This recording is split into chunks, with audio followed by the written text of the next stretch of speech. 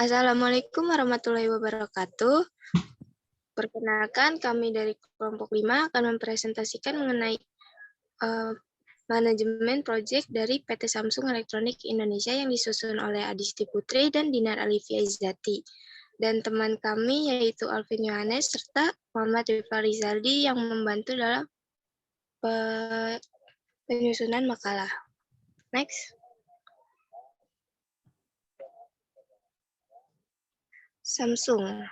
Siapa yang tidak tahu merek satu ini? Merek yang sudah berhasil membuka cabang di berbagai negara, salah satunya yaitu Indonesia. Samsung telah melalui sejarah panjang dan mengalami jatuh bangun dalam perjalanannya di dunia bisnis. Samsung sendiri didirikan oleh Lee Byung-chul pada 1 Maret 1938.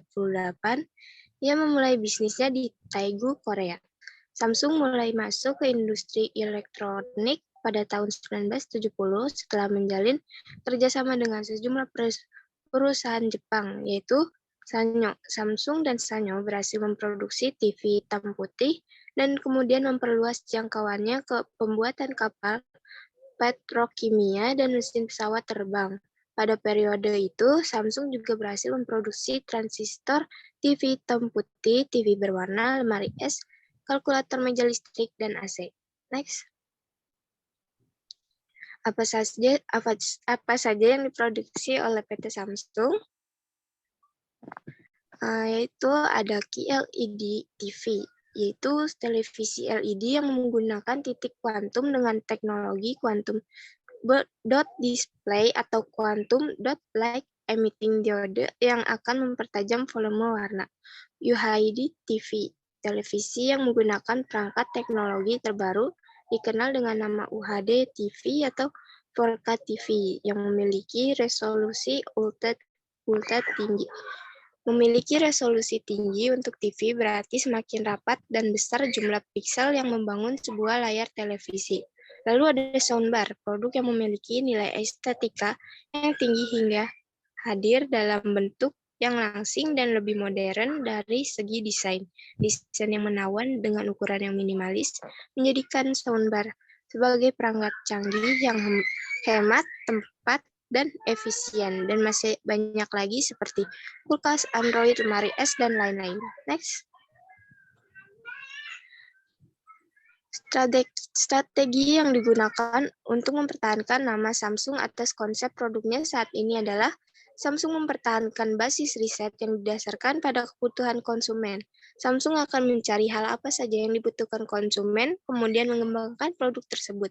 Yang kedua ada Samsung menjaga dan mengembangkan ekosistem bisnis lain yang terkait seperti penyediaan layanan, operator, dan juga pengembang konten dan aplikasi.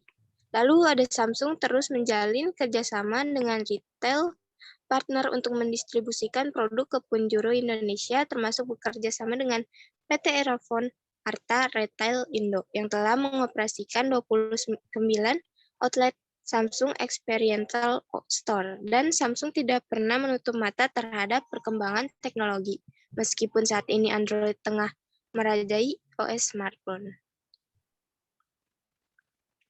Lalu ada WBS. Apa sih pengertian WBS?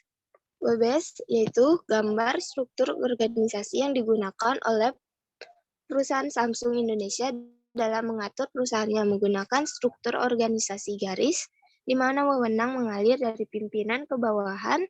Uraian kerja pada perusahaan ini seperti yang digambarkan pada struktur organisasi.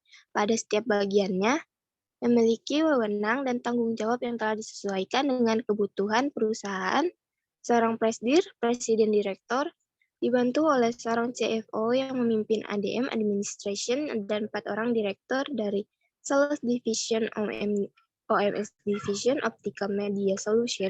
Lalu VD Division yaitu Visual Display dan ada AV Division yaitu Audio Video. Untuk mengetahui secara lebih jelas wewenang dan tanggung jawab masing-masing. Berikut adalah gambaran dari WBS PT Samsung. Next.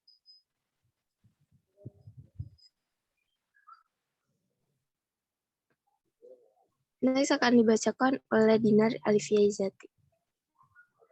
Oke, baik. Untuk pembahasan selanjutnya yaitu Gantt chart atau yang juga biasa sering disebut dengan milestones chart dan project bar chart, yaitu adalah sebuah jenis grafik batang atau bar chart yang banyak digunakan untuk memonitoring proyek.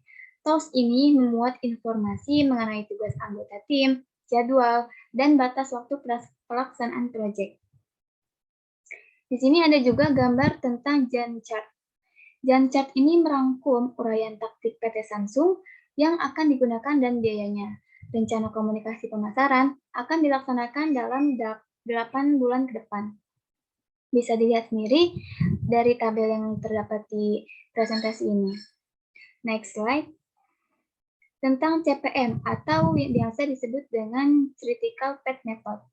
Itu adalah sebuah konsep atau metode dalam project management yang digunakan untuk mengidentifikasi tugas-tugas utama dalam sebuah proyek, sehingga kamu dapat menyelesaikannya secara maksimal tepat pada waktunya.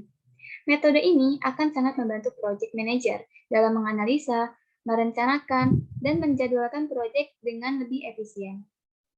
Identifikasi dalam proses jalur kritis dikenal beberapa terminologi dan rumusan-rumusan perhitungan, yaitu ada IS, Early Start, yang merupakan waktu mulai paling awal dari suatu kegiatan. EF, Early Finish, merupakan waktu penyelesaian paling awal dari suatu pekerjaan. LS, Late Start, merupakan waktu mulai paling akhir dari suatu pekerjaan. Dan yang terakhir, LF, Late Finish, merupakan waktu paling akhir untuk menyelesaikan pekerjaannya. Selanjutnya itu mengenai PERT, Program Evaluation and Review Technology atau biasa disingkat dengan PERT. Itu adalah suatu model jaringan yang mampu memetakan waktu penyelesaian kegiatan yang acak. PERT dikembangkan agar tercipta ruang atau potensi untuk pengurangan waktu dan biaya yang diperlukan untuk penyelesaian proyek tersebut.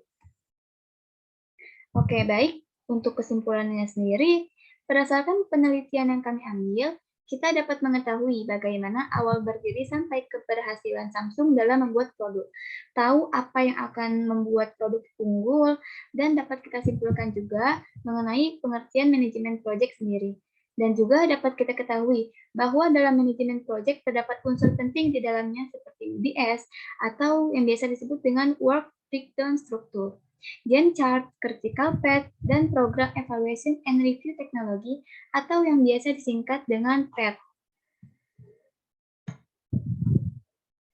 Oke, baik, cukup sekian dari kami. Sebelumnya, kami mohon maaf karena ketidaksempurnaan presentasi ini karena tidak adanya PET dari PT Samsung dan tidak ada CPM dari PT Samsung, dikarenakan data yang tidak tersedia di website sehingga tidak bisa kami cantumkan ke dalam presentasi ini. Cukup sekian dan terima kasih. Kurang lebihnya kami mohon maaf. Wassalamualaikum warahmatullahi wabarakatuh.